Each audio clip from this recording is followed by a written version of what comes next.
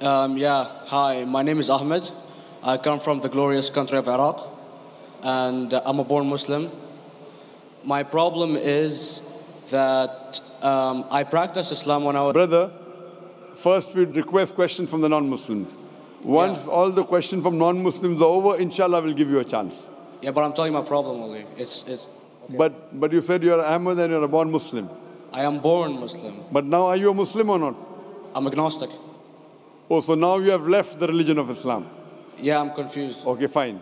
If you have left the religion of Islam, you can ask the question, brother. Okay. So my question is, how come I don't have the faith that you and the other Muslims have and some of my friends, even though I practiced Islam a lot and I even did Umrah, but I still do most of the sins that are forbidden in Islam, and I sometimes am lazy to do the prayer and the other subjects we have to do in Islam. I have read many books about other religions and conspiracy theories and documentaries and such. I even have seen your own videos on YouTube, and there are many questions that go around my head about Allah and the Messenger and Muslims in general. And basically the most important question is, you said in one of your debates or questions that Allah is the creator and He's uncreated. But I have realized, how can the uncreated exist? And if He exists, how can we notice Him? How can we see Him or hear Him or feel Him or know of His existence if He's uncreated in our own dimension or so? That's one of the questions. Brother Ahmed said that he is a born Muslim. He comes from Iraq.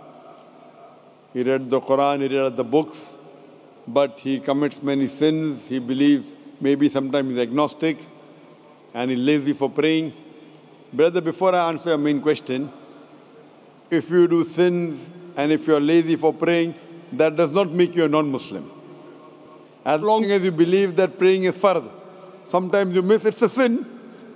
It's a major sin that you sometimes don't pray, but that doesn't make you a non-Muslim. If you say praying is not required, then you're doing kufr. But if sometimes you do sin, sometimes minor sin, sometimes major sin, it is haram, it's forbidden, but that does not throw you outside the fold of Islam. There are sometimes waswasa of the shaitan asking you, you're a Muslim, but this is wrong in Islam, this is wrong. And it does deviate the person's mind. At that time, maybe your iman may be low. But these things should not make you consider that you're non-Muslim. Regarding a question that I mentioned in my speech, and you're right, that Almighty God is the creator, but He Himself is uncreated. You ask the question, how can the uncreated, how can we see the uncreated, and how it's possible? Allah subhanahu wa ta'ala is Khaliq, is the creator. And by definition, He's uncreated. Because normally people say that when they try and prove in logic that everything has a creator, who created this table, the carpenter, from where he got, from the tree, who created the tree, so it goes back to Allah. So when many of the people try to convince an atheist, they try and say that everything has a creator, and then they get trapped when the atheist asks him who created Allah. So if you hear my tapes, I never go that way. I ask the atheist that how did you come to know about the universe? How did you come to know about the functioning of the stars, of the sun? And he says, and goes back, that the creator. So it's the vice versa. So if you know how to deal with logic, you don't trip over this problem with the atheist trap, the Muslims or the believers, by saying who created Allah. By definition, Allah is uncreated. And if you ask the question, who created Allah? If you have heard my tapes, I give the reply. That suppose a person comes and says that my brother John.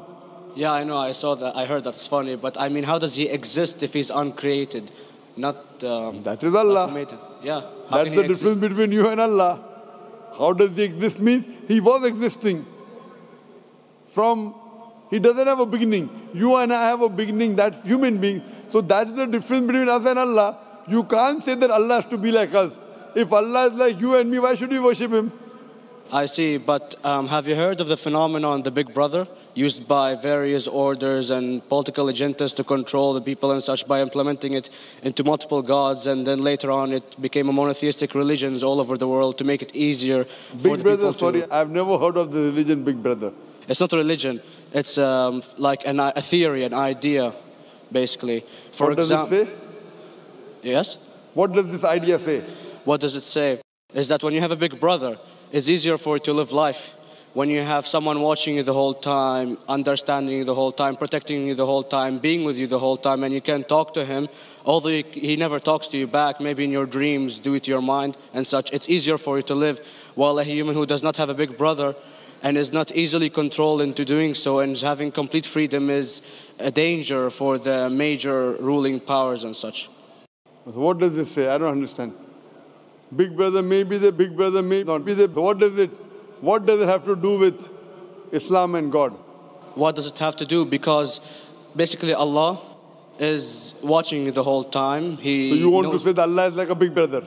Indeed, you use him for your protection so you won't be scared. You know what I mean? See, this is the hypothesis. Hypothesis. If you have heard, how do I convince an atheist? If you have heard my answer, that you said that you're agnostic, you're atheist. Yeah. So first thing I do to an atheist is I congratulate him. What? I congratulate him. Okay. Have you heard my answer of atheist? Yeah, you congratulate them and stuff. But I haven't seen your debates with the atheist. I just saw your answers on some questions. Fine. So you haven't seen the answer of atheist?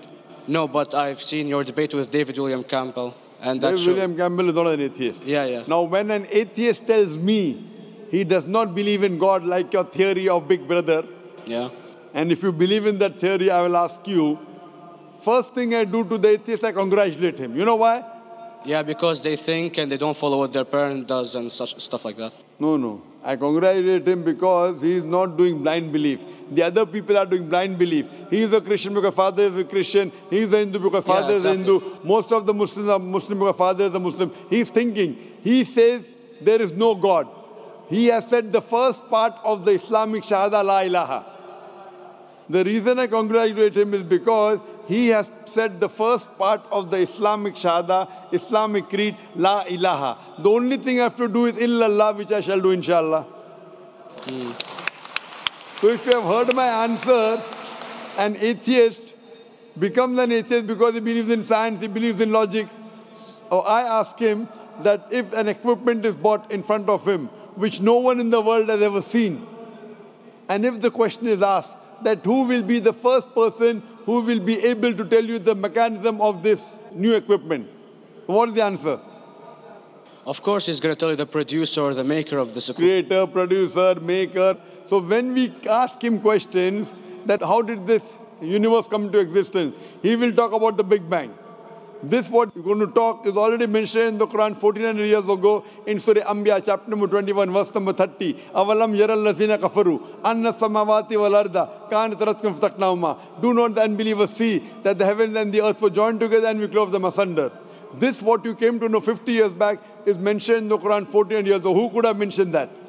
Well, in various civilizations in like 2000 or 5000 BC before Islam came or Christianity itself, there was various civilizations that are good in astronomy and they know more about our solar system than we do now, sadly. Brother, your knowledge of science is little, not in-depth. I do agree. There are certain things which were known as hypotheses.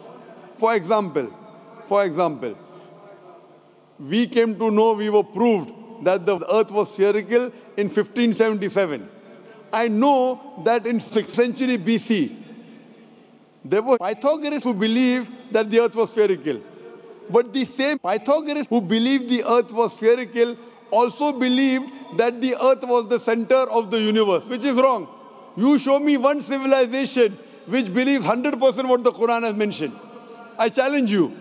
What you say, so do you mean to say there was a person who said, okay, this civilization, out of 100 things, these 2 things are right. Out of 100 things, these 5 things are right. Out of this 100, and picked and chose. Who can do that? No one besides the Creator.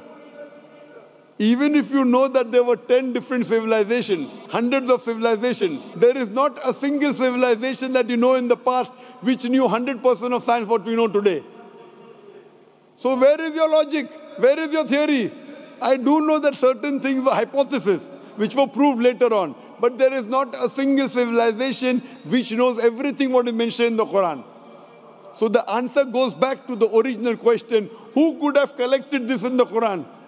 Someone 1400 years back, could he do and say, okay, out of these 100 things, these 3 are right. Out of these 100 things, these 2 are right. Out of this, it's not possible.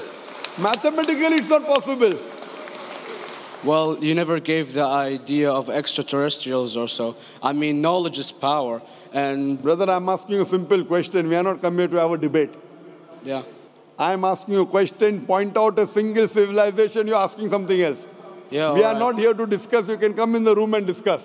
You ask a question, I'm giving you the answer. You gave about old civilization. I told you you're right. But out of 100 things, 98 they were wrong.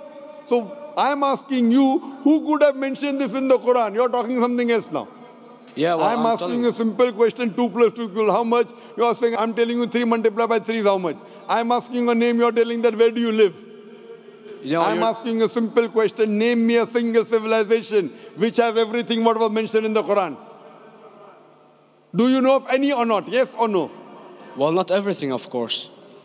Even not 10%? Why? Babylon knows of most of the planets and such.